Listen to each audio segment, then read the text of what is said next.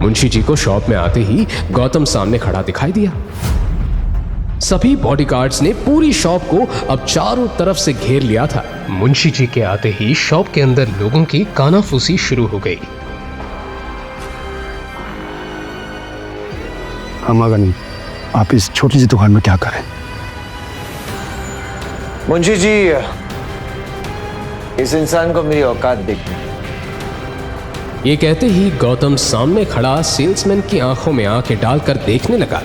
इतने सारे बॉडीगार्ड्स देखकर सेल्समैन का गला सूख गया और दिल की धड़कनें तेज हो गई। तुम लोगों की इतनी हिम्मत कैसे हुई हुक्म से इस तरह बात करने की? तुम जानते भी हो किसके सामने खड़े हो?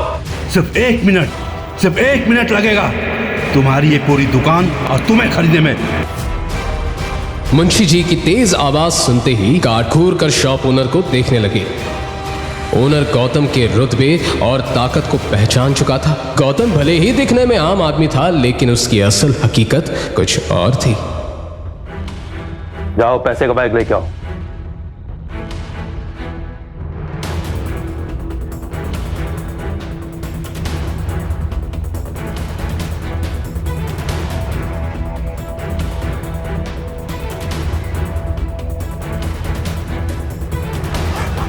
बैग खुलते ही सभी के मुंह हैरानी से खुले के खुले रह गए। बैग पैसों से लबालब भरा हुआ था। वहीं दूसरी तरफ शॉप ओनर के पैर कांपने लगे।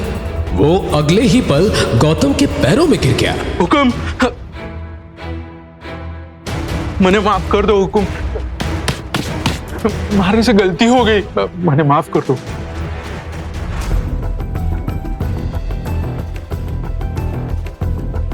हाँ मिस्टर सेल्समैन, अब बताओ, तुम्हें मेरी औकात देखनी है? मुझे माफ कर दो सर, मेरा दिमाग खराब हो गया था, प्लीज मुझे माफ कर दो। ठीक है, इस बार मैं तुम्हें माफ कर रहा हूं, लेकिन इसके बाद कभी किसी ने किसी का मजाक उड़ाया तो मैं उसे छोड़ूंगा नहीं। ये बात कहते हुए गौतम ने गार्ड्स को इशारा कर दिया। थोड़ी देर पहले जो लोग गौतम का मजाक बना रहे थे, अब उनकी निगाहों में गौतम के लिए एक अलग तरह की इज्जत थी। अब वो नेकलेस निकालो जो मेरी वाइफ ने पसंद किया था। हाँ, अरे खड़ा खड़ा देख क्या रहा है, जा निकाल। उस नेकलेस को देखते ही गौतम मंद मंद मुस्कुराने लगा। देखते ही देखते उसने शॉप से बहुत सारे महंगे गहने खरीद लिए। ये देखकर शॉप ओनर्स का सर चकराने लगा। ले लो।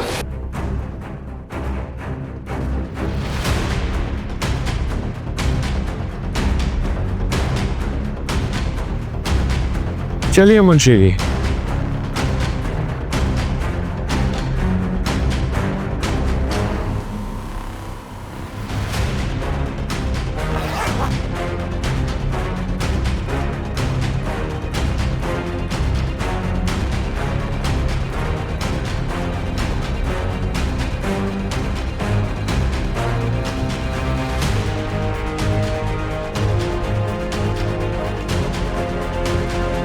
मुंशी जी, सारे जेवरों को अच्छे से पैक करवा दीजिए और कुछ महंगी महंगी गिफ्ट्स भी इनके साथ ऐड करवा दीजिए।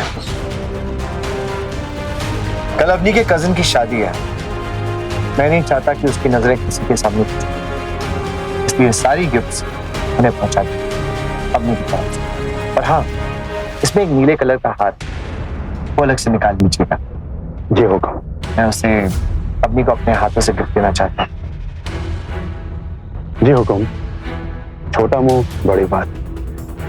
आप अम्मी को सच क्यों नहीं बताते अपने बारे? बताएंगे मुंशी जी, अभी उसका सही वक्त नहीं। सही वक्त आने पे मैं उसे खुद बता दूंगा। वैसे ये अच्छा ही है। अगर आपके ससुराल वालों को ये पता चल जाए कि आप रांझोर के राठौर हो, तो वो अम्मी से आपका तलाक कभी नहीं होने देंगे। हम चलते मुंशी जी। गौतम कुछ कहता नहीं, पर उसकी आंखों से साफ पता चल रहा था कि मुंशी जी की बातों से वो खुश नहीं है। मुंशी जी भी समझ नहीं पा रहे थे क्यों वो फूलों का आसान रास्ता छोड़कर कांटों के रास्ते पे चल रहा है। सब्जियां लेकर घर जाने पर उसके चेहरे पर जो खुशी छाई हुई थी, वो खुशी घर पहुंचते ही गायब हो गई। घर में एक अलग ही तरह की बहस छिड़ी हुई थी और गीता को सिर्फ गौतम का इंतजार था। वाह वाह वाह वाह, आइए महाराज। मुझे तो लगा आप सब्जी लेने कहीं दूसरे शहर ही निकल गए। नहीं, ऐसी बात नहीं है। दरअसल वो शट अप। आज फिर तेरी वजह से मेरी बेटी की इंसल्ट हुई है। मॉम, भगवान पता नहीं किस जानों का बदला ले रहा है मुझसे। अवनी, अभी के अभी इस आदमी को तलाक दे प्लीज। अवनी। मॉम, आप फिर से मत शुरू हो जाइए। इस बार तो गौतम की कोई गलती भी नहीं थी और मैं रोज रोज तलाक सुनकर परेशान हो गई हूँ। तो क्या करूं मैं? जब जब इस आदमी को देखती हूँ ना, तब तब मेरा दम घुटता है। हे भगवान, अब तू ही इस लड़की को समझा कि इसने मेरा सुनना बंद कर दिया है। आज भी कितने लड़के इसके पीछे हैं, लेकिन ये गीता का रोना और ड्रामा करना कोई नई बात नहीं थी। वो इसी तरह हर दूसरे दिन अवनी को इमोशनल ब्लैकमेल किया करती थी। गौतम, तुम जाओ, कुछ खाने के लिए बना लो।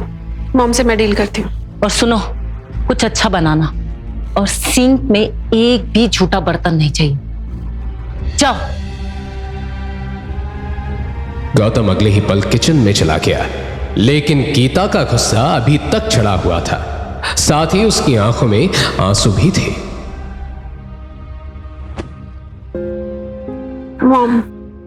मॉम, आप ओवर थिंक कर रहे हैं। ऐसी कोई बात नहीं, आप प्लीज प्लीज, अभी भी देर नहीं हुई, फिर बाद में पछताएगी। तो आज के आज इस आदमी को तलाक प्लीज बेटा। आप फिर से वही बात कर रही हैं। मैं आपको कैसे बोलूं?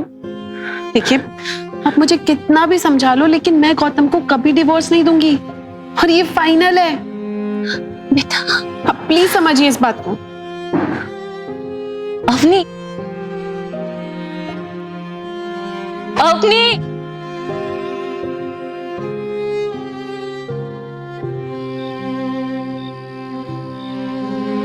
मने तो घनी देर पहले ही खबर लग गई थी कि इनके जेब में पैसा ना होवे, बस महंगा सामान देखना है। वहीं अवनी ने आज डिवोर्स के लिए मना तो कर दिया था, लेकिन उसके दिमाग में अभी तक ज्वेलरी शॉप में हुई बेइज्जती की बात चल रही थी। गौतम ने कमरे में आते ही सैंडविच की प्लेट रखी और अवनी को देखने लगा। अवनी, गिफ्ट के बारे में ज्यादा टेंशन मत लो। मैं कुछ न कुछ इंतजाम करने की कोशिश करता हूँ। तुम इंतजाम करोगे? कैसे? कुछ करने की जरूरत नहीं है। चुपचाप जाओ, गद्दा उठाओ, नीचे जाकर सो जाओ।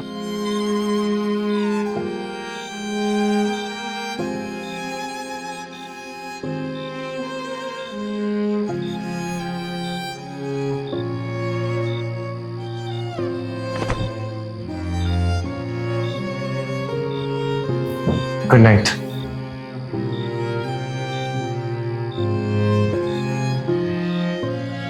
अवनी की आवाज में गिफ्ट ना खरीद पाने का गुस्सा साफ दिख रहा था, लेकिन वो इस बात से बेखबर थी कि गौतम ने गायत्री देवी को देने के लिए बहुत सारे गिफ्ट्स खरीद लिए थे, जिसे देखकर अवनी कल शॉक होने वाली थी।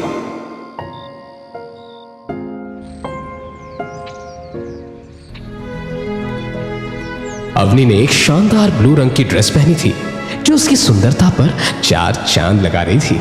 यही वजह थी कि गौतम कार चलाते हुए बार बार मिरर से उसे देख रहा था। कुछ ही देर में गौतम ने अग्रवाल हाउस के बाहर कार खड़ी कर दी।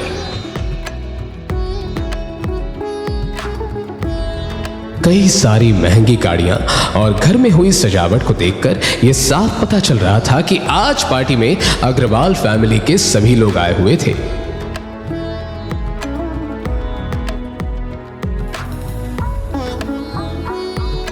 देखते ही देखते सभी लोग अग्रवाल हाउस के अंदर चले गए।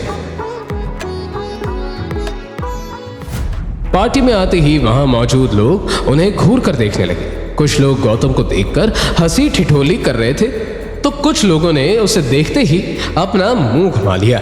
गीता और अनिल गायत्री देवी से मिलने के लिए उसके कमरे में चले गए, क्योंकि गायत्री देवी के कमरे में दहेज का सारा सामान रखा गया था। उन दोनों के जाते ही अवनी भी गौतम से अलग होकर बाथरूम चली गई, क्योंकि पार्टी में मौजूद लोग अभी तक गौतम को देखकर ही बातें बना रहे थे। वो गौतम के साथ रहकर लोगों की बातों का शिकार नहीं होना चाहती थी। लेकिन रूम से बाहर पहुंचते ही अवनी को अपनी दादी की गुस्से भरी आवाज सुनाई दी। ये क्या लेके आए हो तुम? मैंने तुमको कम से कम 5 लाख का नेकलेस लाने को बोला था और तुम ये लेके आए हो? हाँ? फिर पैसे नहीं थे तो अपने उस निकम्मे दिमाग को क्यों नहीं बोलते हो काम करने के लिए? सारा दिन घर में पड़ा रहता है, मुफ्त की रोटियां सेक रहा है।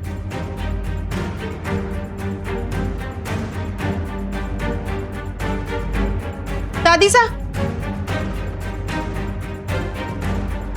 ऐसा भी क्या गलत हो गया जो आप मॉम डैड को इतना डांट रही हैं? अवनी की गुस्से भरी आवाज सुनते ही गायत्री ने नेकलेस फेंका और अवनी की आंखों में आंखें डालकर देखने लगी। तुम्हारी हिम्मत कैसे हुई हमारे सामने ऊंची आवाज में बात करने की? आज शनाया की सगाई है, वो भी शहर के सबसे बड़े परिवार के साथ।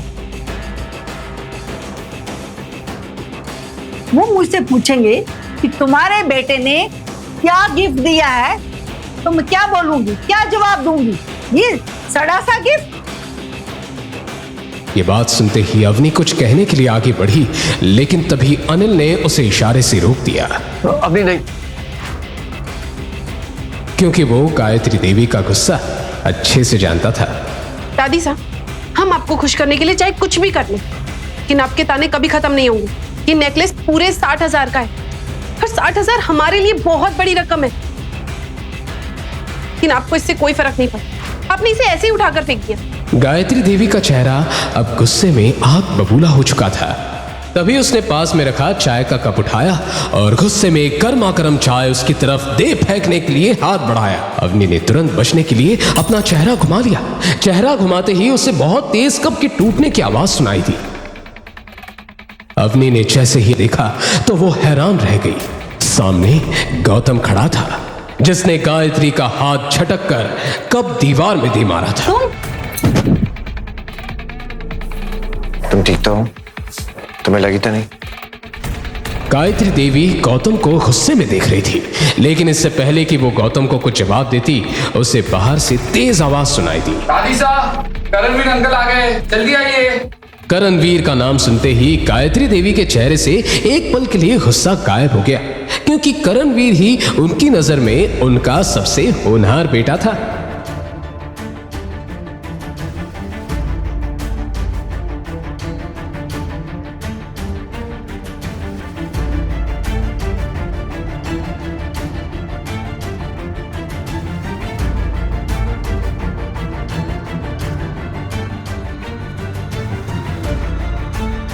गायत्री देवी करणवीर को देखने के लिए जैसे ही कमरे से बाहर जाने लगी, उस वक्त एक 6 फुट लंबा आदमी महंगे सूट पहने कमरे के अंदर आ गया। अरे मासा, कहाँ जा रही हैं आप? मैं तो आप ही से मिलने आया था।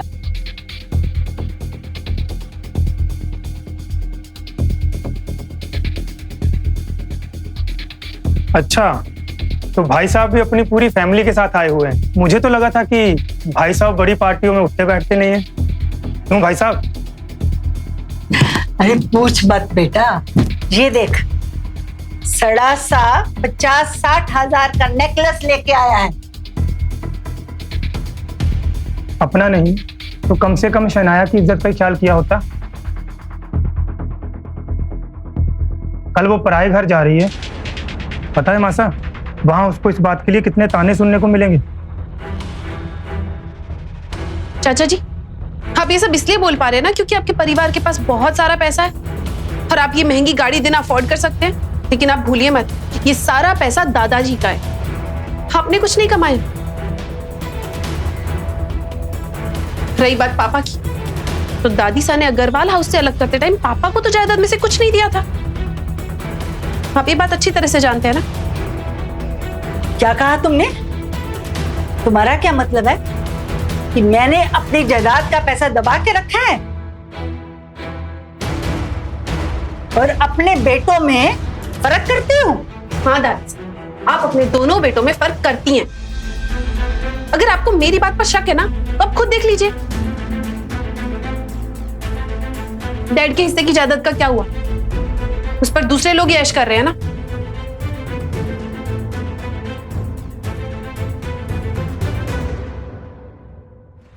मासा, छोड़िए आप इन सारी बातों को। ये लीजिए, आज इतना खुशी का दिन है और अब कहाँ इन फालतू लोग, मेरा मतलब कि फालतू की बातों में फंसी हुई हैं। आप चलिए मेरे साथ, मैं कार लेकर आया हूँ और शनाया को भी मैंने नीचे बुला लिया है। चलिए आइए। अभी ये बात खत्म नहीं हुई, इसका जवाब मैं तुम्हें दूंगी। कैसे दूंगी ये तुम देखते जाओ।